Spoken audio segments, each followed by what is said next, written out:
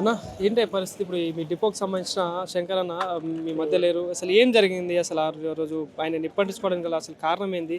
అట్లాంటి నిర్ణయం ఎందుకు తీసుకోవాల్సి వచ్చింది? ఇప్పుడు నర్సంపేట డిపో ఆర్టీసీ కార్మికుడు శంకర్ గౌడ్ చనిపోవడానికి ప్రధాన కారణం ఏంటంటే ఆర్టీసీలో ఉన్నటువంటి సమస్యలను ప్రభుత్వం వాళ్ళు మేనిఫెస్టోలో పెట్టి కూడా పరిష్కరించకపోవడం వల్ల, కాలయాపన ఎక్కువ చేయడం వల్ల, జీతభత్యాలు సరిపోకపోవడం, ఆర్టీసీలో ఉద్యోగస్తులకు విపరీతమైన సమస్యలు ఉండడం వలన దీన్ని ఇట్నే గవర్నమెంట్ గత సంవత్సరం కూడా వాయిదా వేయడంతో ఈ సంవత్సరం కూడా లేబర్ కమిషనర్కు 40 రోజుల ముందే నోటీస్ ఇచ్చిన తర్వాత కూడా ఇప్పటికీ కూడా మళ్ళీ కమిటీ ఇస్తామని చెప్పి అనడంతో సమ్మెకు నోటీస్ ఇచ్చి జేఏసీ తరఫున రాష్ట్ర వ్యాప్తంగా సమ్మె మొదలుపెట్టారు.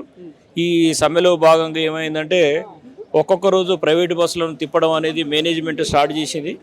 అద్దె బస్సులను తిప్పడం వల్ల ఏమైందంటే మేము సమ్మె చేస్తుంటే ఒక పక్క అద్దె బస్సులు బయటకు పోవడంతో మా సమ్మె నీరు గారిపోతుంది అన్న ఉద్దేశంతో ఈ మనస్తాపానికి గురైనటువంటి శంకర్ గౌడ్ ఈ రకంగా అయితే మేము కొనసాగలేము అన్న ఉద్దేశంతో సూసైడ్ చేసుకోవడం జరిగింది. మా సమస్యలు మీ డిపోలలో కూడా మీరు అందరూ కలిసి ఉండాలి, దాదాపు 20 ఏళ్ళ నుండి ఉంటున్నారని చెప్పేసి అంటా ఉన్నారు. ఎట్లుండేవాడు అసలు వ్యక్తి? ఇంత నిర్ణయం తీసుకుంటారు అనుకున్నారు? అసలు ఆయన చాలా గుండె ధైర్యం కలిగిన వ్యక్తి.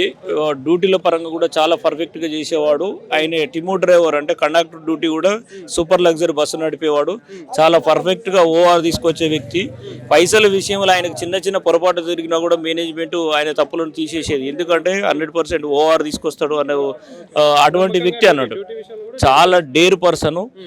ప్రధానంగా ఏంటంటే ఆర్టీసీ నా ద్వారానైనా సమస్యలు పరిష్కరించబడతాయి అన్న ఉద్దేశంతో ఈ ఆత్మహత్య చేసుకోవడం అనే పెట్రోల్ పోసుకొని ఆత్మహత్య చేసుకున్నాడు. దీనికి ప్రధాన ఉద్దేశం ఏంటంటే మేనేజ్మెంట్ చేసేటువంటి, ప్రభుత్వం చేసేటువంటి నిర్ణయాల వల్లనే ఆయన చనిపోవడం జరిగింది. నా చావుతోనైనా కనీసం ప్రభుత్వం యజమాన్యం మేలుకొని కార్మికుల సమస్యలు పరిష్కరిస్తుందేమో, ఇట్లనన్నా బాగుపడతారో అన్న ఉద్దేశంతో ఈయన బలం ఆత్మరణం పెట్రోల్ పోసుకొని సూసైడ్ చేసుకోవడం జరిగింది. ఇది చాలా దారుణం. తెలంగాణ వచ్చిన తర్వాత ఇటువంటి హత్యలు ఇప్పుడు రాష్ట్ర వ్యాప్తంగా 2-3 కేసులు జరిగినాయి. కార్మికులందరూ గత ప్రభుత్వం బీఆర్ఎస్ ప్రభుత్వం ఉన్నప్పుడు దాదాపుగా 52 రోజులు సమ్మె చేశారు మీరు. అప్పుడు దాదాపుగా 30 పైన మంది చనిపోయారు. సో అప్పుడు ఇదే కాంగ్రెస్ నాయకులు మీకు మద్దతుకు వచ్చి మేము రాగానే చేస్తామన్నారు. ఇప్పుడు వీళ్ళు వచ్చినాక కూడా మళ్ళీ అదే రిపీట్ అవుతా ఉంది కదా. కాంగ్రెస్ పార్టీ అధిక ప్రతిపక్షంలో ఉన్నప్పుడు కూడా అప్పుడు ఉన్నటువంటి టీఆర్ఎస్ గవర్నమెంట్ను మిమ్మల్ని ఈ రకంగా మోసం చేసింది, మేము అధికారంలోకి వస్తే మీకు న్యాయమైన అన్ని కూడా చేస్తామని చెప్పి మీకు యూనియన్లు పునరుద్ధరిస్తాం, తర్వాత ఆర్టీసీని విలీనం చేస్తాం, మీకు కావాల్సిన పే స్కేల్ చేస్తాం అని చెప్పి మాకు చెప్పడం వల్ల మేము నమ్మి ఏం చేసినామంటే ఈ కాంగ్రెస్ గవర్నమెంట్ను మేము ఏరుకోరి తెచ్చుకోవడం జరిగింది. ఇప్పుడు వీళ్ళు కూడా అదే పాలసీలు చేసుకుంటా కార్మికులను ఉక్కుపాదంతో అనగదొక్కడం వల్ల కార్మికులు మనోవేదనకు గురి అవుతున్నారు. మీ కార్మికులు అందరికీ కూడా విజ్ఞప్తి చేస్తున్నాం, ఇటువంటి చేసుకోవద్దని.